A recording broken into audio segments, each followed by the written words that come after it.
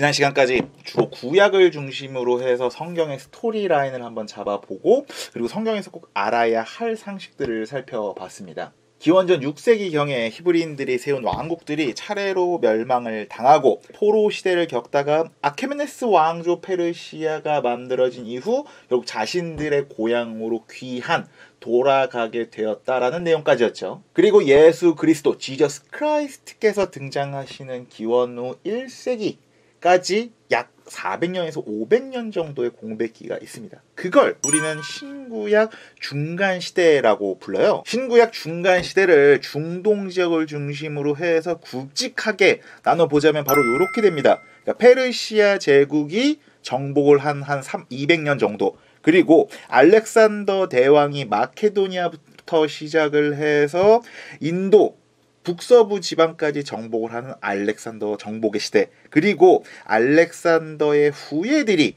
어떤 후계자 경쟁을 하는 중동판 삼국지라고 불리는 디아도코이 또는 헬레니즘 왕조 시대, 그리고 바로 여기 나오는 공화정 로마가 이제 지중해를 제패하고 이 중동 지역까지 자신들의 영향력을 끼치기 시작하는 공화정 로마의 정복 시대, 요렇게 나눌 수가 있겠죠. 그런데 세계사적으로 보면은 이 시대가 오히려 더 중요합니다. 구약 성경에서는 히브리인들을 그냥 가나안 땅으로 돌려보내는 조연 역할만 하는 아케메네스 왕조 페르시아가 알고 보면 중동 세계를 제대로 최초로 제패한 세계의 제국이었지 않습니까? 그러나 지금 우리는 성경에 대해 알아보고 있으니까 성경적 시각으로 이 시대를 간단하게만 한번 살펴보면, 이 시대는 유일신께서 전 세계로 신의 가르침과 신의 은혜와 신의 사랑을 퍼질 수 있도록 준비한 시간이라고 성경에서는 봅니다. 그러니까 그동안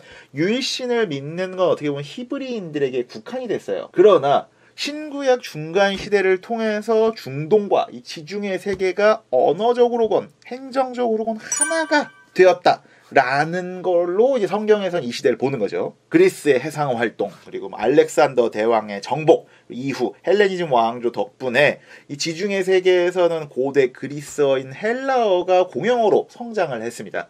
실제로 이집트의 헬레니즘 왕조는 처음으로 구약 성경을 헬라어로 번역하는 일을 했다고 해요. 그리고 기원전 3세기부터 지중해 세계에서 뜨기 시작하는, 강대국이 되기 시작하는 공화정 로마도 기원 후 1세기, 2세기경에는 황제가 다스리는 제국이 돼서 이 지중해 세계 전체를 제패하기 시작을 합니다. 더 많은 이들을 교화해야 하는 종교 입장에서는 이보다 더 좋은 환경은 없겠죠. 아니, 그럴 거면 바벨탑 만들 때 사람들어는 왜 다르게 합니까? 서론이 길었습니다. 신약 성경 이야기를 한번 본격적으로 해보도록 하겠습니다. 신약은 앞서 보신 구약 성경보다 스토리 구조 자체가 굉장히 단순합니다. 역사와 상징이라기보다는 오히려 좀 더 종교적이기 때문이죠. 용어들을 하나씩 한번 정리해보자. 우선 신약 성경의 주인공인 예수님의 탄생에 대한 이야기를 한번 해보시죠. 예수님은 서기 1년에 태어났을까요? 보통 기원 후, 기원 전의 기준인 서력 기원 1년은 예수님이 태어난 해로 불립니다. 그런데 최근엔 꼭 그렇지만은 않다라는 주장이 대세를 이룬다고 해요. 이 서력기원을 만든 6세기 당시, 그러니까 이 서력기원을 만든 분이 계산을 조금 잘못했다고 합니다. 기원전 2년 아니면 4년 아니면 6년께 예수님이 태어난 것으로 다시 분석이 됩니다. 그러니까 제대로 분석을 하면 올해는 서기 2021년이 아니라 서기 2025년 정도가 되는 거겠죠. 성경에 자주 나오는 이스라엘 지역의 지도 지명을 이번 시간에 간단하게 한번 정리를 해보고 싶은데, 요르단강 있죠? 너 요단강 건너고 싶냐 할 때 그 요르단강 서쪽의 지역, 팔레스타인 또는 이스라엘 또는 가나안 지방을 북부와 중부와 남부로 나눌 수가 있습니다. 요 사해, 소금호수, 이 서쪽이 이 남유다 왕국이 있었던 남부 지방입니다. 여기를 이제 유대야 지방이라고도 해요. 거기에 예루살렘이 있고요. 예루살렘 바로 남쪽에는 예수님이 태어나신 걸로 알려진 베들레헴이 있습니다. 물론 유대야 지방 더 남쪽은 우리가 이두메아 또는 에돔 지방이라고도 불려요. 그리고 예루살렘에서 조금 더 남서쪽으로 가면은 지금 팔레스타인인들이 있는 가자 지구가 바로 이렇게 있습니다. 여기 가자 써 있죠? 이스라엘인들을 피해서 있는 가자 지구입니다. 아까도 말씀드렸지만은 너 요단강 건너고 싶냐 할 때에 그 요단강이 바로 여기 있습니다. 그러니까 시리아에서 출발을 해서 이게 사해로 흘러 들어갑니다. 그 요르단강 서쪽을 보통 우리가 중부지방이라고 부릅니다. 그 중부지방을 또 다른 말로는 여기 써 있네요. 사마리아 지방이라고 부릅니다. 1편, 2편 구약시대에서도 말씀드린 그 북이스라엘 왕국의 수도였던 도시 사마리아도 바로 이 지역에 있습니다. 그리고 요단강이 중간에 호수 하나를 지납니다. 그 호수 이름이 갈릴리 호수거든요. 그 갈릴리 호수 서쪽은 우리가 북부지방이라고 하겠죠. 그리고 갈릴리가 있으니까는 갈릴레아 또는 갈릴리 지방이라고 부릅니다. 아무튼 이 갈릴리 지방에서는 가장 유명한 건 바로 예수님이 자란 나사렛이 바로 요 갈릴리 지방에 있습니다. 그러니까 예수님이 태어나신 데는 남부지방 유대아 지방의 베들레헴이고요. 예수님이 자란 지역은 북부지방 갈릴리 지방의 나사렛입니다. 성경에 예수님이 목수도 하셨다고 하고 힘도 좋으셨다고 그래서 인터넷에서는 나사렛의 몽키 스패너다 라는 농담도 하는데 그 이유가 바로 여기 있습니다. 그리고 이 갈릴리 북쪽은 구페니키아 현 레바논 지방입니다. 남부지방 유대아 지방 베들레헴에서 예수님을 처녀 동정녀 상태로 잉태해 낳고 키운 분이 바로 성모 마리아 동정녀 마리아로 불리는 마리아입니다. 그런데 이 마리아라는 이름이 성경에 자주 나옵니다. 예수님을 만나서 회개하게 됐다는 예수님의 여제자로 불리는 마리아 막달라 마리아도 있고요. 그리고 예수님 발에 향유를 바르는 마리아도 있다고 합니다. 마리아 이름만 같이 다 다른 사람이니까 헷갈리지 마세요. 참고로 마리아의 정혼자였다가 어떤 동정 임신을 한 마리아의 배우자가 된 예수의 양아버지는 나사렛의 요셉입니다. 구약에서 나오는 야곱의 11번째 아들 요셉과는 다른 인물이니까 헷갈리지 않으셔도 됩니다. 베들레헴에서 태어난 예수는 빛도 제대로 보지 못하고 죽을 뻔했다고 합니다. 기원전 1세기 당시 이스라엘 지역은 이중 통치 시스템이었습니다. 그러니까 지방 왕국, 지방 정부가 실질적으로 그 지역을 다스리면서 공화정 로마에게 조공을 바치는 예수가 태어날 무렵 페르시아 점성술사로 추정되는 동방 박사들이 유대 왕국을 찾아서 태어난 유대의 왕은 어디 있느냐? 라는 눈치 없는 질문을 했대요. 그때 당황한 왕은 동방 박사와의 스무고개 끝에 베들레헴에서 미래의 유대의 왕이 태어났다라는 정보를 얻게 되고 베들레헴의 2세 이하의 아동들, 영아들을 싸그리 죽이라는 명령을 내렸다고 합니다. 그때 예수와 그 부모님들은 애국, 이집트로 피신을 갔다고 해요. 이때 유아 학살령을 내렸다는 왕이 헤롯데 왕입니다.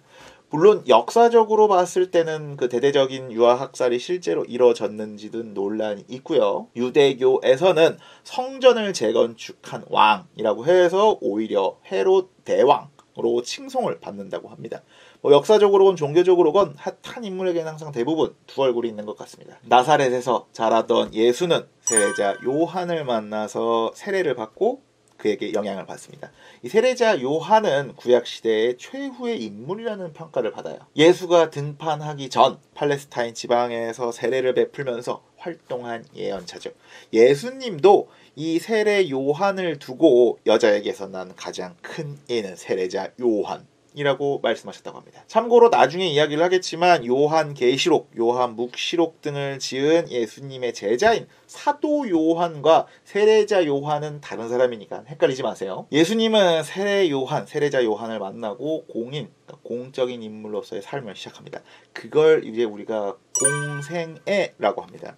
30세쯤 세례를 받고 약 5년 정도 공생애를 사셨다고 해요. 이때 예수가 말과 행동으로 보인 가르침을 복음, 가스펠이라고 합니다. 복된 소식, 반가운 소식, 천국에 대한 소식이라는 뜻이죠. 마테오가 쓴 예수님의 가르침은 마태복음, 그리고 마르코가 쓴 가르침은 마르코 복음서, 마가복음, 그리고 제자 루카가 쓴 가르침은 누가복음, 예수님이 가장 사랑하는 제자 요한의 요한복음 등등이 있습니다.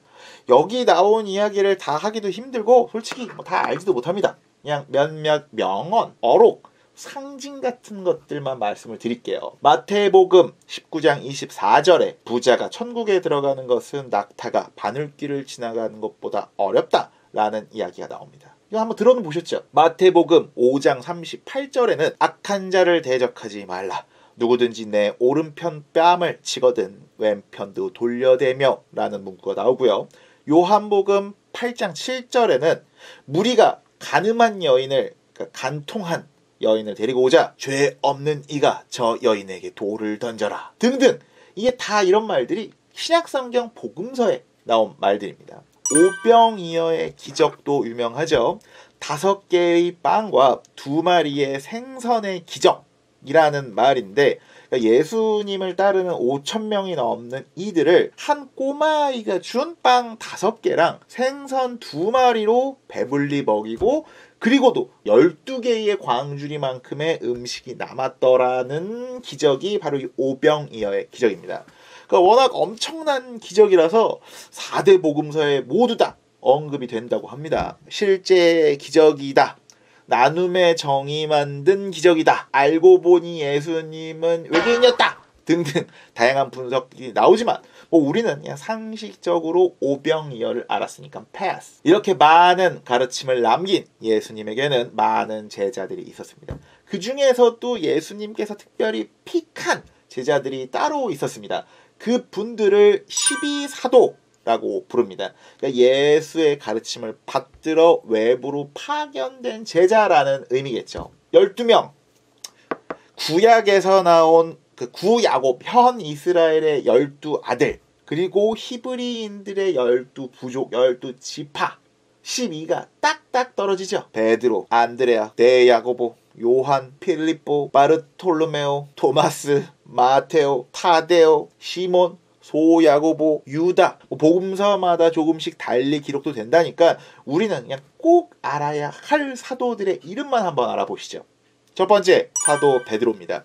영어 이름 피터의 어원이에요. 그 원래 이름은 시몬이었는데 예수님이 새 이름을 지어줬다고 합니다. 사도 중에서도 으뜸이고 예수님이 승천한 이후 예수를 대신해서 새로운 지도자가 돼서 초대 교황으로도 불립니다. 로마의 네로 황제가 기독교인들을 박해할 때 휘말려서 거꾸로 된 십자가에 못이 박혀 순교했다고 전해집니다. 그리고 바티칸 시국의 성 베드로 대성전 아래 그의 무덤이 있다고 또 전해지죠. 그리고 사도 요한, 형제 2명이 사도래요.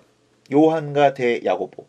영어 이름 존의 어원이기도 합니다. 4대 복음서인 요한복음의 저자이기도 하고 예수님이 십자가에 매달리기 전에 자신의 어머니 마리아를 맡긴 제자이기도 해요. 하지만 요한과 관련해서 가장 유명한 거는 그가 쓴 요한계시록, 요한묵시록입니다.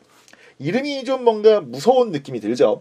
신약성경의 가장 마지막 책이면서 신약의 유일한 예언서이기도 합니다. 그리스도가 다시 세상에 오셔서 악의 세력을 심판하고 새로운 세상을 연다는 어떤 희망을 담은 말씀입니다. 다만 성경에서 해석하기 가장 어려운 책이라고도 합니다. 그러다 보니 잘못 해석을 하면은 미래의 희망이 아니라 미래의 재앙과 세상의 종말, 말세를 묘사한 것으로 해석이 될 수도 있다고 해요. 그래서 사이비 교주들의 1등 참고서가 바로 이 요한계시록, 요한묵시록이래요. 해석하기 어려우니까 자기 멋대로 해석을 하고 야 세상이 다 끝난다 그러니까 이제 나한테 잘해라 이렇게 사기치기 좋은 거죠. 그리고 이렇게 해석하기 어려운 성격 때문에, 이중적으로 해석될 수 있는 성격 때문에 다양한 예술 작품에서 세상의 종말을 예언한 책을 상징하기도 합니다.